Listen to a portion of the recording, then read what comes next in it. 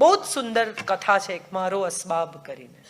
એક બહેન બહારગામ જવાના છે, પોતાના પતિને બધું સમજાવીને જાય છે કે અહીંયા ખાવાનું છે, અહીંયા આ છે, અહીંયા આ છે, ગેસ બંધ કરજો, ફલાણું કરજો, ગીઝર બંધ કરજો, આ કરજો. અઠવાડિયું બહારગામ જઈને પાછા આવે છે. આવતા આવતા વિચાર કરે છે કે ઘર ગંદુ હશે, પીવાનું પાણી નહીં હોય, આમ હશે, આ તો આવો જ છે. પાછા આવે છે અને જુએ છે કે ઘર ચોખ્ખું છે, બાઈને બોલાવીને નાસ્તો બનાવડાવી રાખ્યો છે, પાણી ભર્યું છે, કપડાં ધોઈને સરસ વાળીને મૂકી દીધા છે, ચાદરો બદલી નાખી છે. અને બહુ સરસ લાઈન લેખિકાએ લખી છે કે મને એવું લાગ્યું કે મારો અસબાબ લૂંટાઈ ગયો. કોઈ આપણા પર ડિપેન્ડન્ટ હોય, આપણને ગમતું હોય તો એની ફરિયાદ ન કરો.